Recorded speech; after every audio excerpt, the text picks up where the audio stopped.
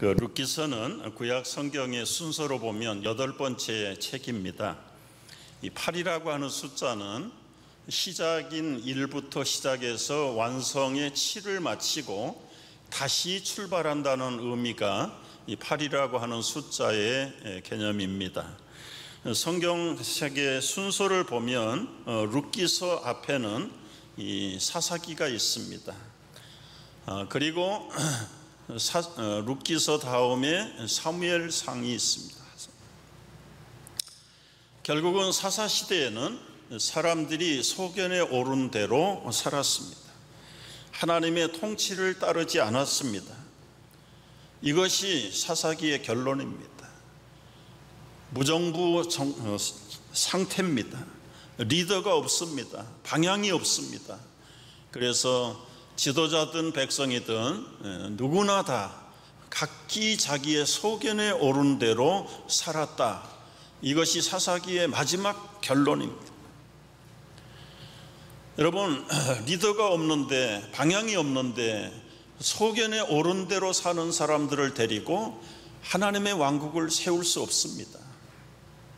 오합지졸입니다. 자기 좋은 대로 삽니다. 그런 사람들을 모아서 어떻게 하나님의 왕국을 세울 수가 있겠습니까?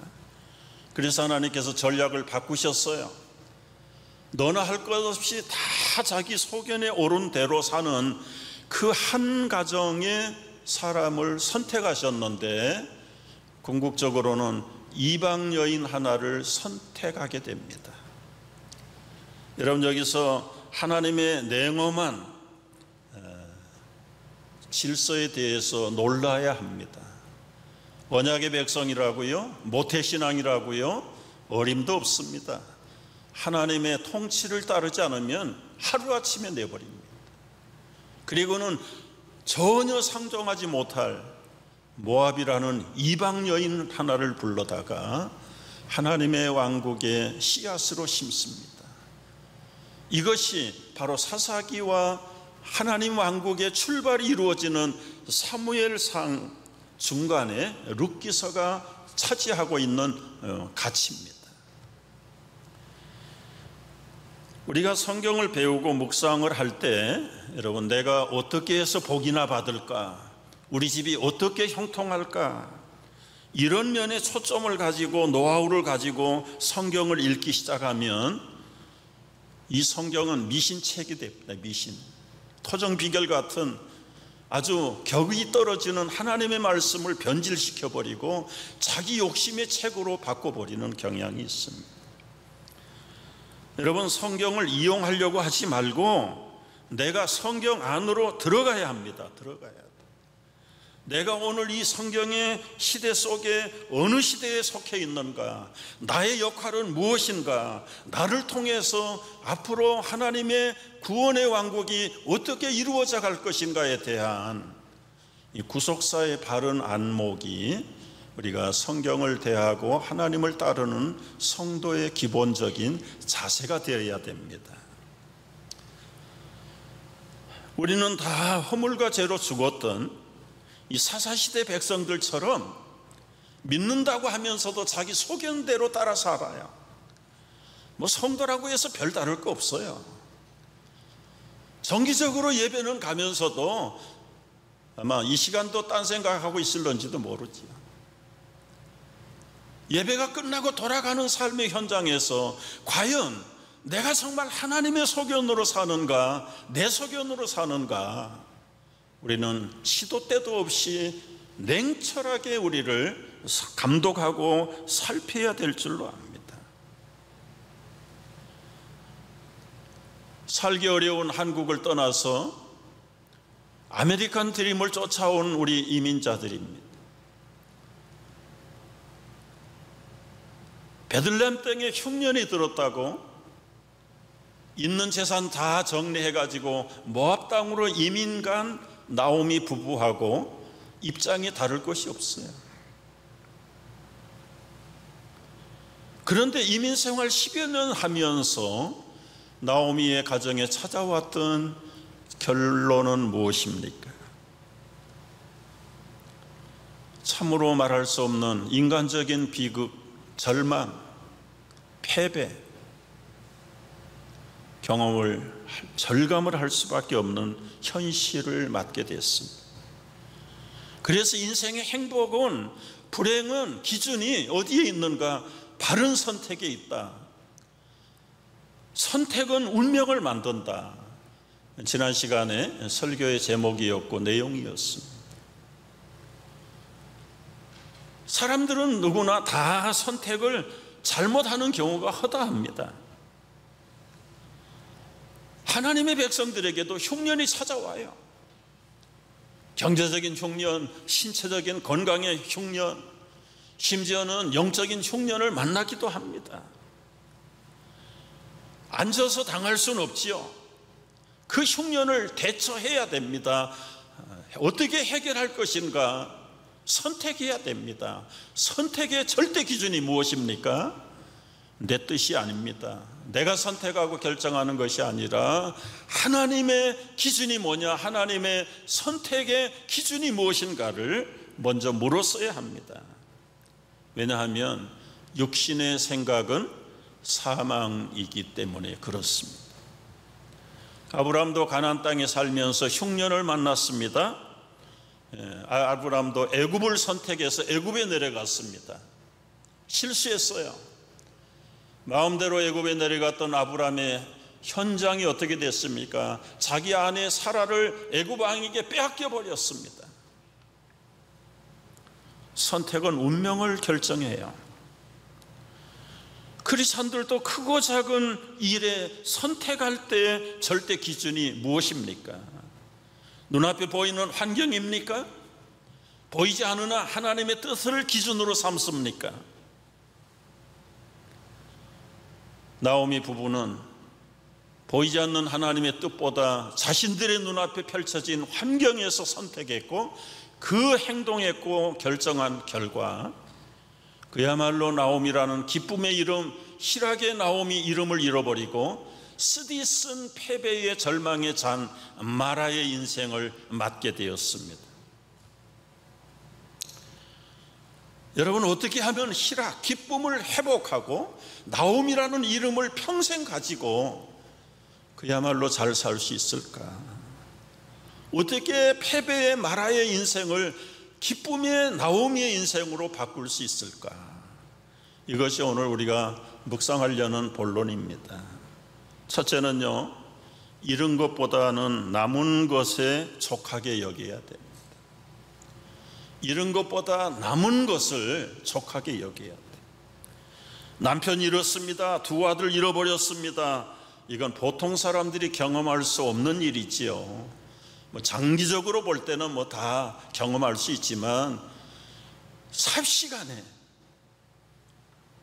그런데 나오미는 남편 잃고 두 아들을 잃어버렸을 때 어떻게 대처했을까요? 무엇이 달라졌을까요?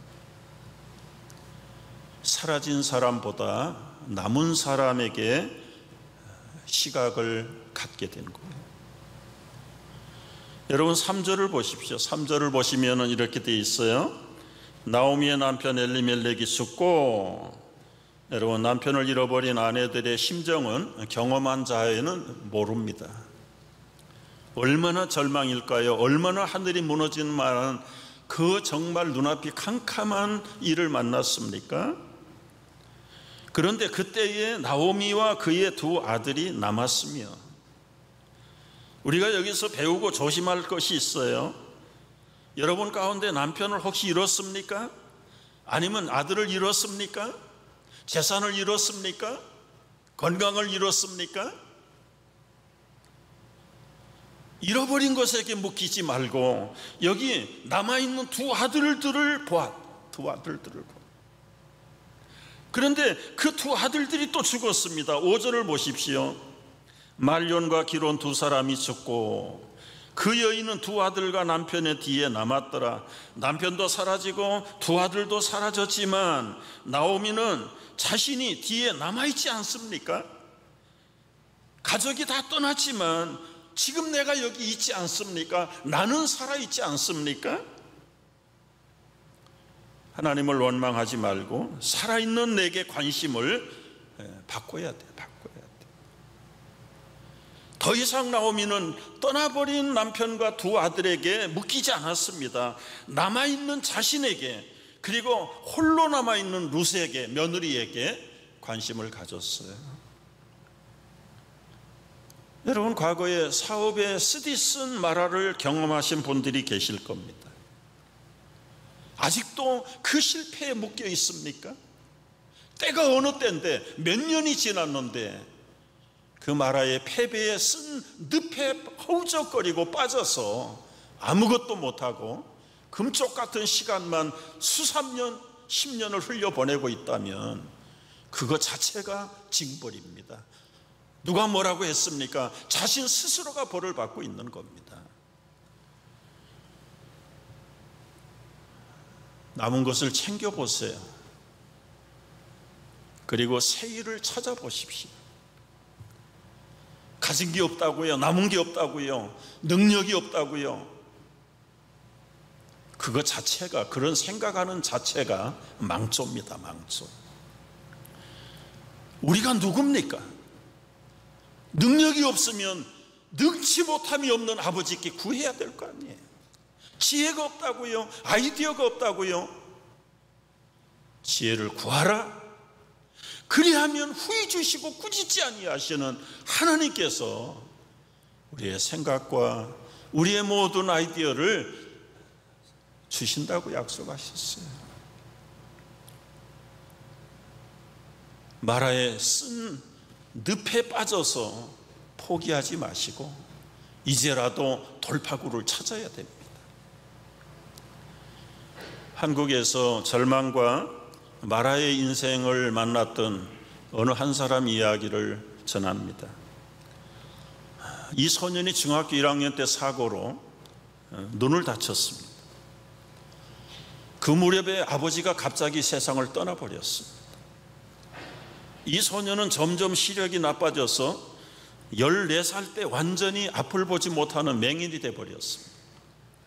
아들이 앞으로 시력을 회복할 수 없고 맹인이 됐다는 진단 결과를 전해 들은 어머니는 8시간 만에 뇌졸중으로 쇼크차로 세상을 떠나버렸습니다. 고등학교 다니는 딸과 중학교 다니는 맹인이 된 이 소년 두 사람만 남았습니다. 누나가 이제는 동생을 보살펴야 되기 때문에 고등학교도 자퇴하고 재봉사가 돼가지고 밤낮을 가리지 않고 일하다가 과로사로 그 누나가 죽어버렸습니다. 이제는 앞을 보지 못하는 티네이저 한 사람 남았습니다. 삶을 포기하고 싶었답니다. 이 모습으로 살아봐야 그 당시 한국의 맹인들은 점쟁이 아니면 안마사밖에 할 것이 없다고 그랬어요. 그러니 차라리 포기하고 끝내는 인생이 지혜롭지 않을까 생각했다고 합니다. 그런데 마음을 고쳐먹었어요. 부모가 사라지고 누이가 사라지고 앞을 보지 못하는 자신 하나만 덩그머니 남았지만 그의 마음을 움직였습니다. 누가요? 살아있는 하나님의 말씀이 이 앞이 보이지 않는 그야말로 깜깜한 패배의 티네이저에게 임했어요. 그는 생각했답니다. 정말 자기가 봐도 아무것도 가진 것도 없고 내다볼 것도 없는 인생. 그런데 하나님이 왜 나 같은 것을 남겨놓았을까? 왜 나를 만드셨을까? 그러다가 말씀에 꽂혔어요. 창세기 1장 27절을 묵상했어요. 하나님이 자기 형상 곧 하나님의 형상대로 나를 창조하셨다. 하나님의 형상대로 나를 창조하셨다. 비록 아무것도 없고 앞을 보지 못하고 미래가 없는 그야말로 패배의 절망의 인생인 나지만 나는 내가 만든 것이 아니라 하나님의 형상대로 하나님이 나를 만드셨다. 그런데 난 어떻게 해야 될까? 한 구절이 또 이 젊은이를 깨웠어요. 로마서 8장 28절이 있어요. 다 같이요. 하나님을 사랑하는 자 곧 그의 뜻대로 부르심을 입은 자들에게는 모든 것이 합력하여 선을 이루느니라. 소녀는 이 두 구절 묵상하다가 힘을 얻었어요. 하나님, 나를 향한 하나님의 계획은 무엇입니까? 나에게 어떤 능력을 주실 것입니까? 나에게도 능력이 있지요? 나는 그 능력을 찾아보겠습니다. 그리고는 맹인학교에 입학을 해서 점자를 배우고 열심히 공부했습니다. 기도하면서 자신의 앞날에 30년의 인생 계획을 세웠답니다. 첫 10년은 최고로 공부를 잘하고 대학을 가고 유학을 가는 것이 내 꿈이다. 열심히 공부했는데요, 대학 입학원서를 냈더니 맹인이라고 거절당했습니다. 결국은 연세대학교에 입학을 하고 2등으로 졸업을 했습니다. 두 번째 10년은 행복한 가정, 행복한 자녀를 갖는 것이 두 번째 꿈이었습니다. 맹인학교에 점자를 배울 때 어려울 때 자원봉사자들이 왔는데 그때 자기를 도와줬던 그 여학생과 연애하고 사랑해서 부부가 됐습니다.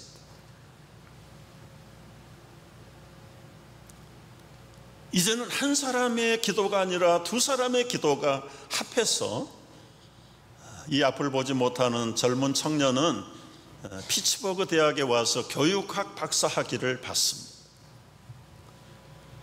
이제 마지막 30년은 하나님의 영광을 위해서 살아야 되겠다.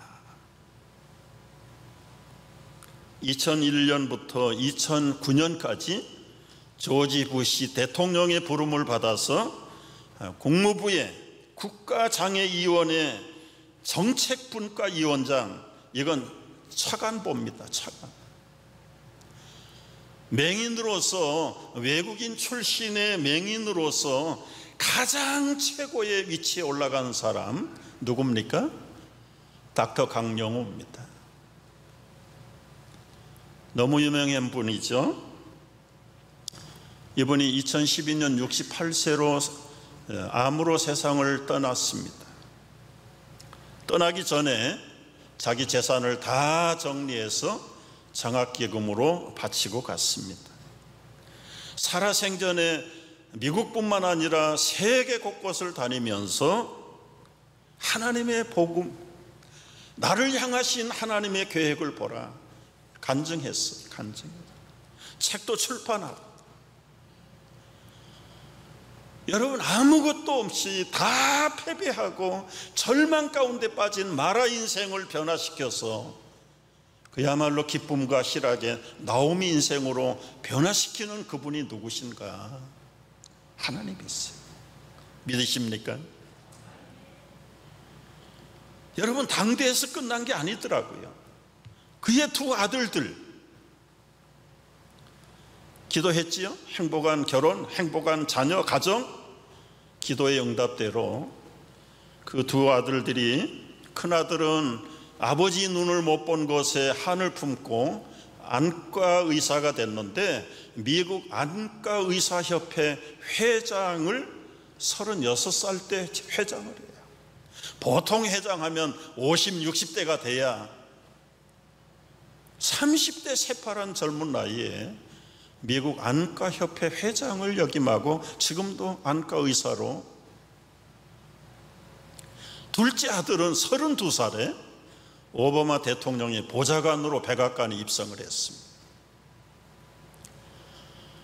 여러분, 자신 하나도 앞을 보지 못하고 미래가 끊어진 마라 인생의 강영우 장로를 하나님께서 나오미의 인생으로 바꿨어요. 당대뿐만 아니라 아들들에게까지도 하나님의 언약의 신실함을 증거해 주시는 거예요. 우리가 살다 보면 원치 않는 마라의 쓴잔을 마실 때가 있습니다. 어떻게 하실 겁니까? 그 마라의 늪에서 여러분 인생을 탕진하고 포기하고 살 겁니까? 그건 산 게 아니에요. 살았으나 사실은 죽은 인생보다 더 못한 겁니다. 죽으면 다른 사람 속 안 새겨요. 죽지도 않고 속 새기는 인생, 마라의 인생입니다. 여러분, 우리는 우리 힘으로 하나님 바라볼 수 없어요.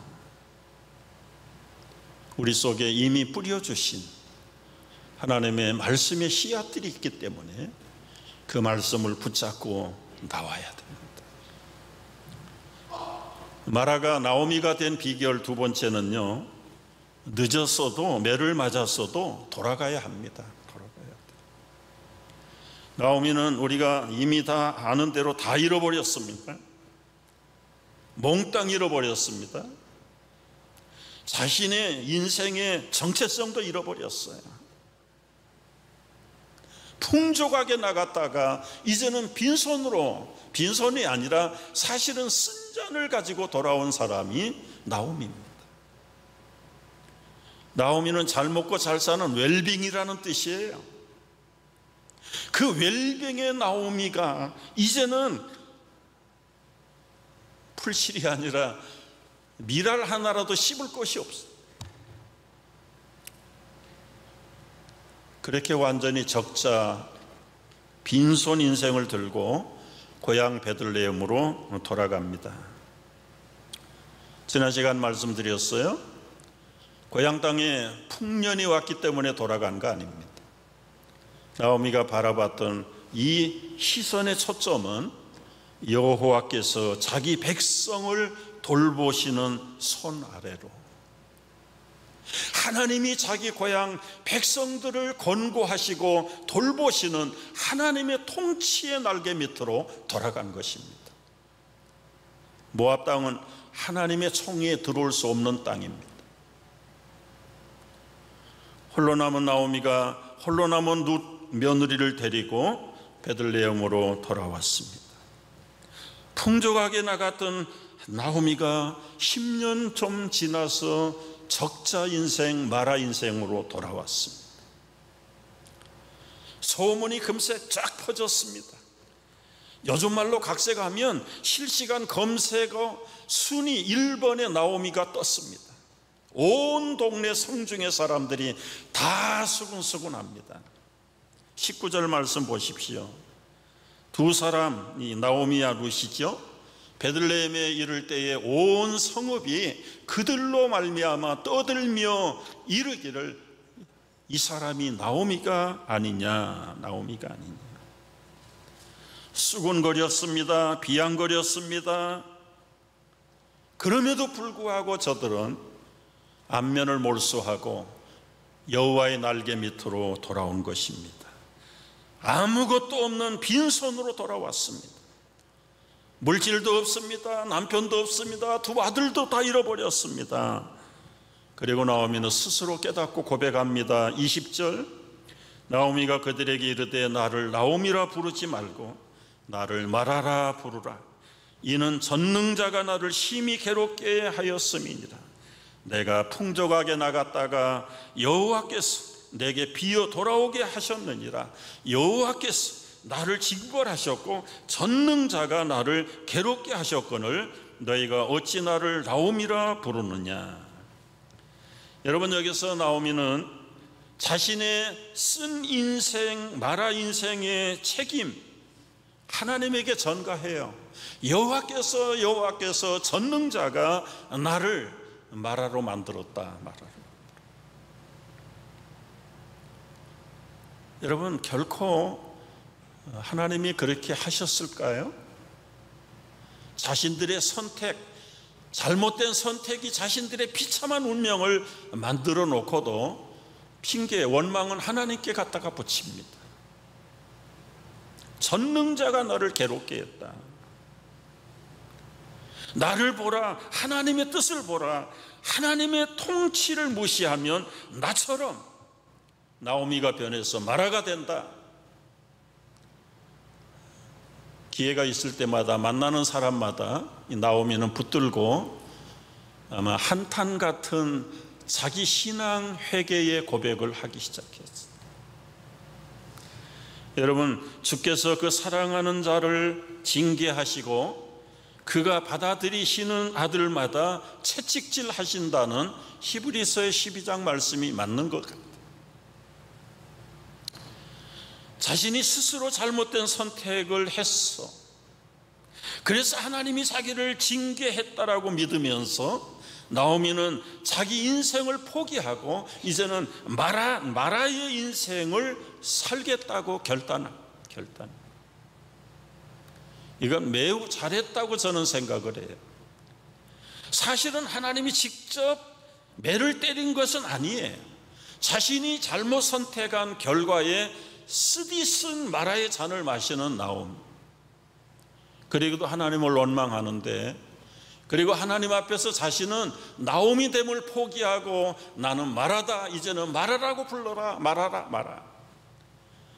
여러분, 마라가 광야에서 백성들이 마실 물이 없어서 모처럼 연못을 하나만 발견했는데 물을 먹어보니까 써서 먹을 수가 없어요. 그때 모세가 거기에 나무를 던져서 쓴 물을 단물 되게 만든 기적의 샘이 마라의 샘입니다. 나오미는 생각했어요. 단물 같은 나오미의 인생의 우물에 쓴물 마라를 만든 것은 자신이 만들어 놓고 하나님이 그렇게 했다. 하나님이 그렇게 했다.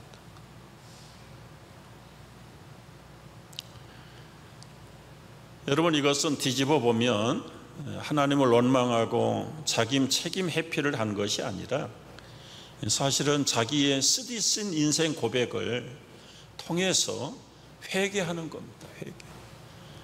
하나님 앞에 회개하고 자신 앞에 회개하고 만나는 고향 사람들마다 나처럼 살면 나처럼 된다.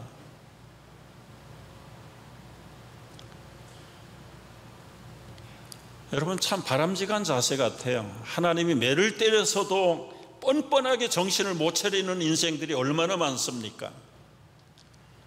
근데 나오미는 스스로가 나오미 되기를 포기하고 하나님이 주시는 벌을 자기가 자처해서 다 받아들인. 궁극적으로는 하나님이 갖다가 핑계를 댈는지 모르지만, 그래, 내가 남편이 우길 때 말렸어야 돼. 아무런 단서를 붙이지 않고 남편 결정대로 따라 나선 결과 남편 잃었고 두 아들을 잃어버렸어. 하나님이 그토록 총에 들어오지 못한다라고 신명기에서 선포하셨는데, 그런 모압 족속들 가운데 며느리를 봤어. 이건 완전히 하나님의 권세를 무시해버린 거죠. 하나님이 율법으로 분명하게 선포를 했는데도 모압 땅에 가는 것조차도 그렇고, 모압 출신의 두 사람 며느리를 선택한 것도 스스로 하나님 되기, 백성 되기를 포기한 하나님에 대한 도전장입니다.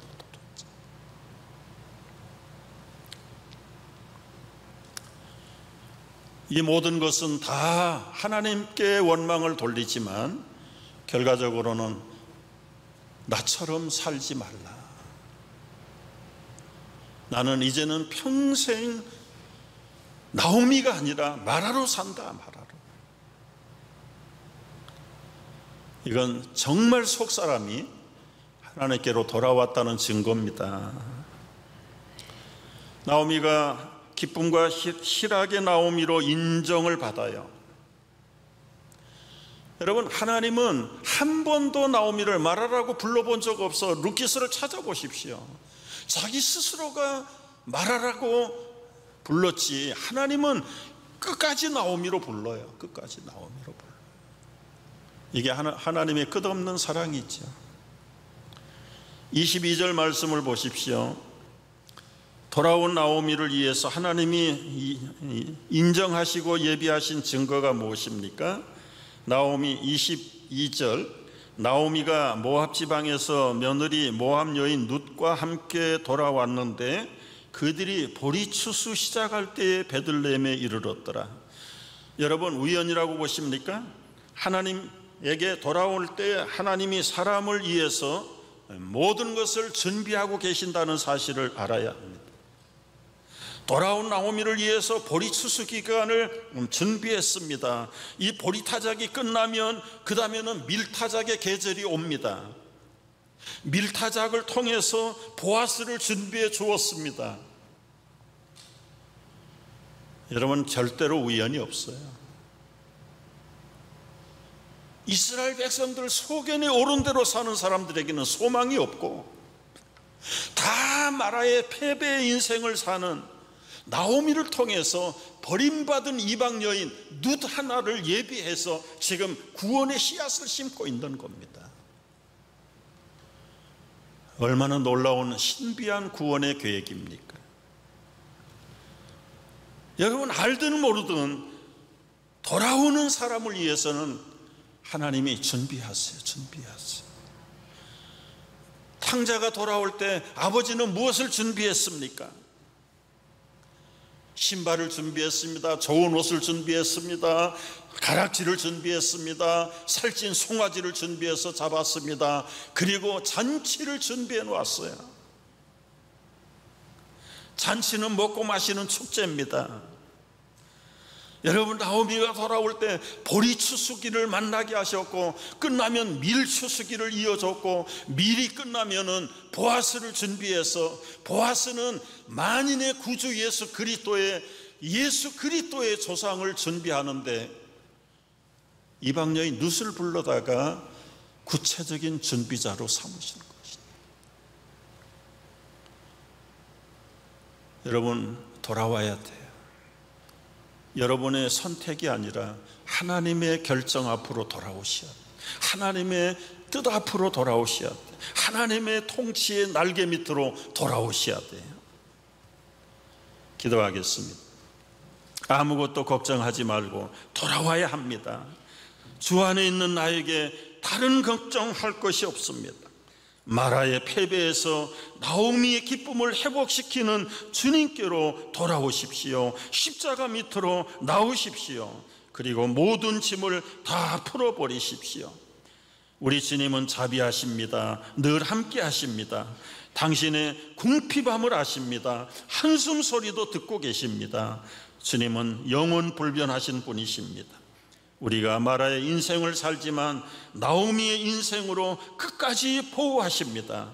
여호와의 날개 그늘로 나오십시오. 예수님의 이름으로 기도합니다.